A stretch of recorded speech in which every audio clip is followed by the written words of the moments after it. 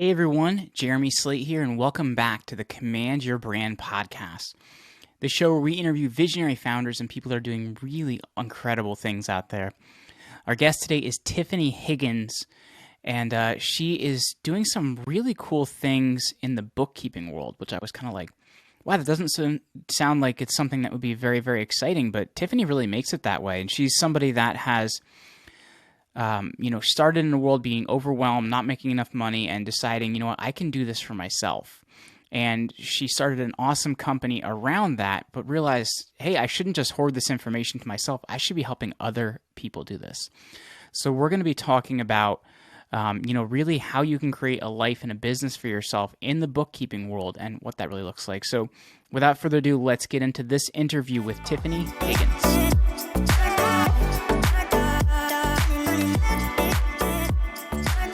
Hey, what is up, everybody? Jeremy here, and I'm very excited for the interview that we have today because we have Tiffani Higgins with us today, and she's really helping to empower people to work from home and really build the dream career that they want to build since, early in her career, that's not where she was, and she wants to help other people do the same thing. So, Tiffani, thank you so much for hanging out with me today. Hey, thank you so much for having me. Super excited. Absolutely. So I guess as a fellow corporate escapee, it's great to have you on here. I was myself, not quite corporate, but I was working as a teacher early in my career and working almost 100 hours a week and like kind of not doing anything. So I guess for you, tell us a little bit of that story and how you've kind of reverse engineered, not having a life to having a great life. Yeah, absolutely. So, I was kind of like what most people do when they graduate high school. They think they got to go to college and that's what you do.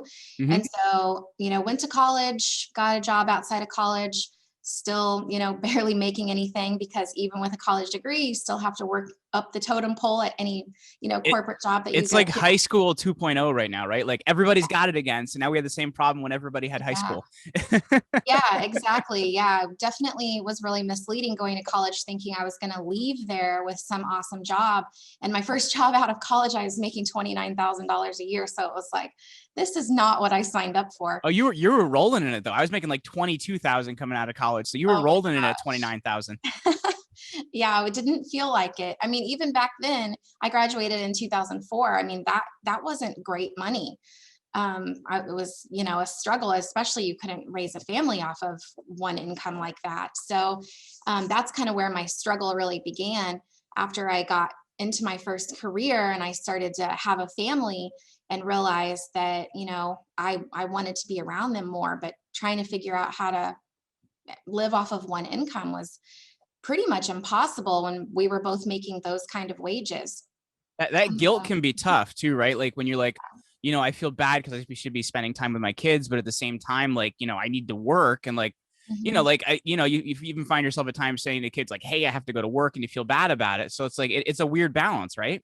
Yeah, it definitely is. But the mom guilt has been strong for me, ever since I had my first kid. And it's something that you're not prepared for, before you become Right. a parent. You don't realize that that is going to hit you so hard and basically change all of your life perspectives. So, yeah.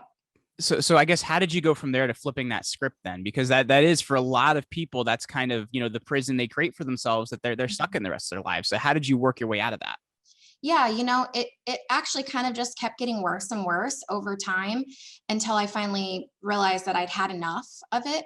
So I took odd and end jobs, went back to school. I thought, hey, I'll go be a teacher for a while and go back to school so I could have summers off. And so I spent a lot of time taking more classes and getting more qualifications, and then realizing that, I don't really want to be a teacher either. So then I decided to go ahead and sit for my CPA exam and work for a CPA.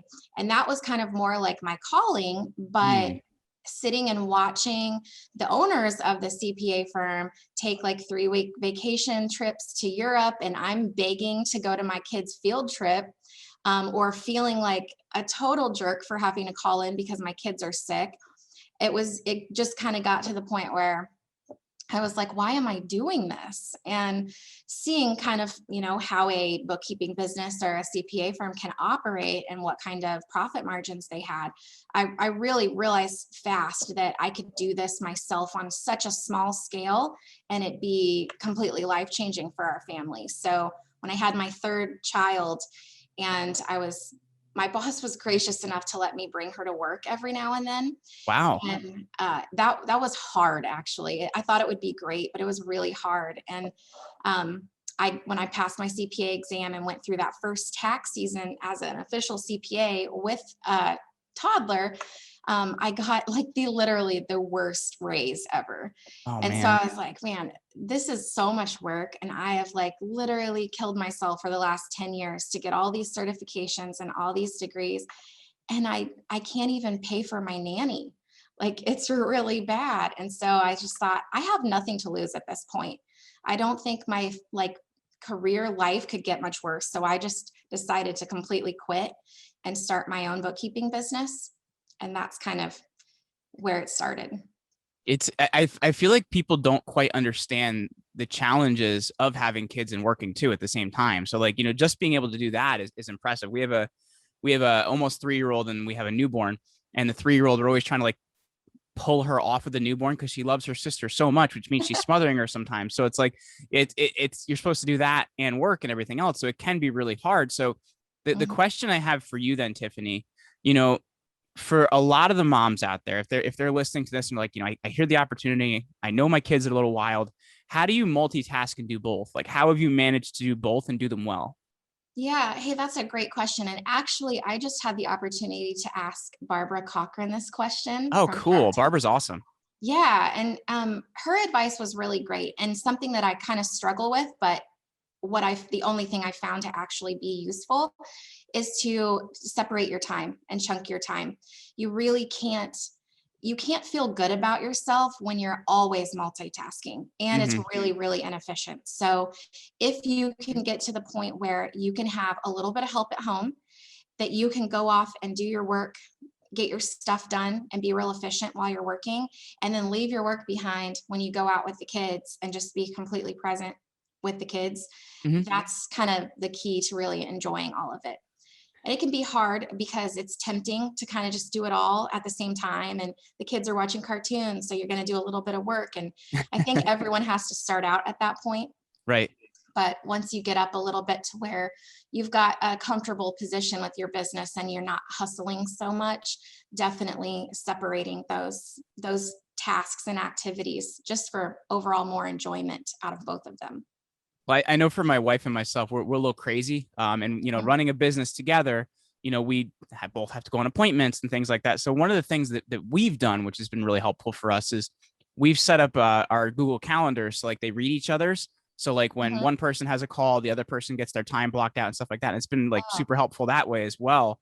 So like you do have to find the right strategies to make sure like when you're working, you're really working. When you're not, you're really not. Because at the same time, it's not fair to your kids. It's not fair to your family, and you want to be there and be present. That's why you do a lot of this. So I guess then looking at it too, Tiffani, one of the biggest struggles that a lot of new entrepreneurs have, and I'm sure you had in the beginning as well, is we think like employees, right? Like we think when someone pays us, we think when, things you have to do to basically just keep your job. And it's very different when you become a business owner because there's a lot more things you're responsible for. And I think initially too, a lot of us think, I'm a business owner. I don't have to do that.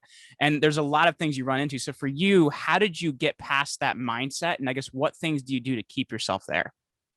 yeah, so that's interesting. For me, it's a little bit different because of my personality.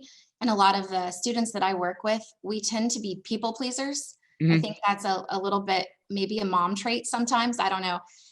But I actually spend a lot of time like helping people rein in on that. They actually want to do too much Mm. and want to over deliver and things like that. And I tend to do that myself. So we actually really work more on setting clear boundaries. So we don't do too much as entrepreneurs because you didn't start a business to work yourself into the ground. You started a business for more freedom financially, but also your time. So we work on protecting that.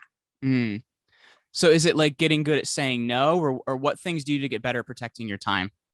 Yeah, saying no, but also just not saying yes all the time. So Yeah. sometimes you can protect your time by just pulling back a little bit. Like one of the things I tell my students all the time is when your clients call, don't answer the phone.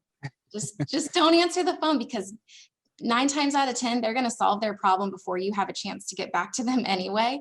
Yep. So give them a chance to do that. It's more empowering for them anyway. And it sets really good, healthy boundaries for your business that you're not on call 24/7. That's a really, really valuable point too. Cause like and I don't know if it's an American thing or what, but like, in it, I saw this post recently that it was like, American vacation versus European vacation. And it was in America, like, the person has autoresponder. I'm going to be away for lunch for 1 hour. So if I don't get back to you about in Europe, it's like, I'm going to be away for 3 months. I may get back to you at some point in time. If not, follow up. But it's interesting because culturally it is a little bit different with how we have to deal with that stuff. And if you don't Mm-hmm, set those boundaries, you're going mm-hmm, to end up just hating your life. mm-hmm. Yeah, absolutely.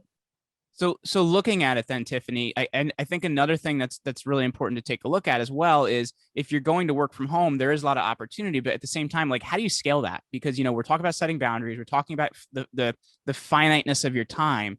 So how do Mm-hmm. you scale that so you can make a greater income from home? Yeah, that's a great idea. I think that the first key to that is number one, you can't be an employee from home. You can't scale that. So Yes. getting a job, teaching English or whatever you're going to do from home, and you're making $15 to $20 an hour, that's never going to give you freedom. So what we teach, to help you grow a bookkeeping business, that's scalable because you're going to be making a much higher overall hourly rate.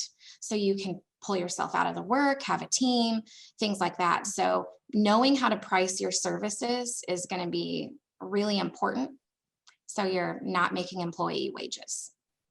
When you're giving people advice on like what to charge like hourly rates too, because it's interesting. I had Mhm. I had a really great mentor when I was first out of out of teaching and everything. I worked for her marketing firm, which is great, and she always told me like you should be making like if you're going to charge for an hourly, you should be making like double or at least two-thirds more or something like that, so that you can think with hiring people. I guess what kind of advice do you give people around that? Because that is something a lot of people don't think with. They're like, all right, I need to make $50 an hour, blah blah blah, and by the time you get to the end, you made like a quarter.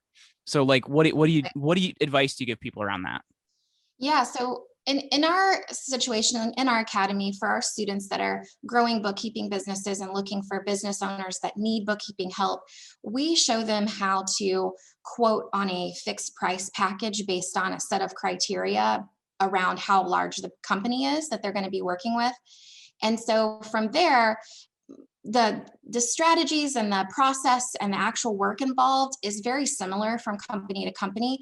Mm-hmm. So as you learn the skill and you get better and better at it, you're going to be get way more efficient over time, which will Mm-hmm. drive your hourly rate up. So when you have these fixed price packages, the more efficient you get, just the more you're making. So that's what we usually have people do. And in the back of your mind, you should be telling yourself that this task should get me $100 an hour. That's what we typically earn as bookkeepers. But we price it in a fixed price package because it's easier for both parties involved to budget. Mm-hmm. But it also helps the business owner exchange that money for value versus time. And it kind of gets the time piece out of their head. And so that's how you can make quite a bit of money doing bookkeeping services with package pricing. I think the thing that's vital about that too is like even for yourself or even if you're going to hire people, like I think in the you know outside of this work world, right? People think with, well, I worked so hard and I put in this many hours and I did whatever. It's like, all right, but did you produce something? And I think it really kind of gets you out of that number of hours I did something produce versus what I did produce, right? I think that's really, really vital. Like, what are you doing for people? Yeah. Absolutely. Yeah. You're producing so much valuable information for business owners to be able to look at and review. And it saves them a ton of time because however long it takes us, it usually takes them 2 to 3, sometimes even more, 4 or 5 times as long to get it done. So, Absolutely. Well, when you're looking early on at starting your bookkeeping business, I'm curious two things. mhm. I guess the first being, what skill sets are you really working on building? Like what things should be good at? Like, 'cause I know for me, like I'm good at my bookkeeping now. I sucked at math in high school. So I guess like Yeah. when you're looking at it, like what things should you be focusing on to be good in this career? Yeah, great question. I get this all the time, and it's a really common misconception that you have to be good at math to be a bookkeeper. You don't.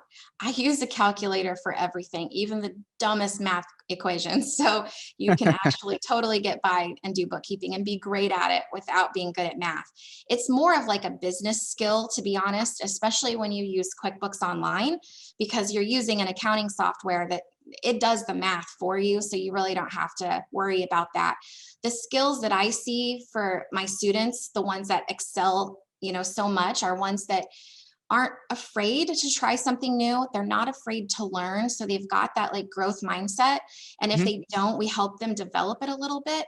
But being like attention to detail and just ability to learn and being okay with not knowing everything and knowing that you're going to learn it. Those are really the only skills that you need to be successful at it, because we teach everything else. And we kind of prefer to work with people that have no prior knowledge or, misconceptions of the accounting industry in a whole. So we like to have a blank slate from people. I think that's a really good point too, because like being in certain industries for a long time can kind of ruin people, right? Like they get wrong ideas about how things are done, or like, oh, I've done it this way for so long. And it tends to close people off to that growth mindset, like you were talking about. And I think for any successful entrepreneur, they're always looking at growing. So for you, Tiffani, what are you doing to make sure you're continually growing? Like, how are you approaching your own personal development, whether it's reading or whatever it may be? Yeah, totally. I kind of eat my own dog food, and I ask people to hire me as their coach, and I do the same thing. I have at any given point usually a couple of coaches at least. So, and they always have so much valuable information to help me get to the next level in my business, but also in my personal life. Every time you grow your business, you have different challenges, Hmm. and they've helped me overcome every challenge to just love my life a little bit more. Every 6 months, I just love my life a little bit more, and it's really awesome.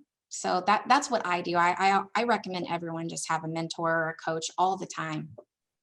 So yeah, I think that's interesting too, because you always need like that exterior viewpoint, right? Like it's so many times when you're like in the muck of things, you see it and you see it a certain way. So your solutions don't always work. It does take that exterior viewpoint to take a look and say, Mhm. oh, why are you continually running into that wall? You should stop doing that. Yeah, getting a different perspective on things from somebody that's not in your house is a great idea as well. Well, Tiffani, I've had so much fun talking to you today. I've really enjoyed this. For people that are listening to this, if they're saying, hey, I could take a look at a bookkeeping business, or I really want to do something else, where should they go or how should they connect with you? Yeah, we have a free group on Facebook called Have Your Cake and Eat It Too. That's That's a a great name. motto. Thank you. It's a motto of our company. So we really want parents to be able to be the kind of parent they want to be, but also build wealth and have financial freedom. So that's our group. People mistake us for a cake building community, but we call everyone in the community part of our cake family. Kind of just caught on there, but they can join the group, and I go live every Tuesday to answer any questions that everyone has about starting and growing a bookkeeping business. So, Very cool. Well, Tiffani Higgins, thank you so much for hanging out with me today. all right, thank you. I appreciate it.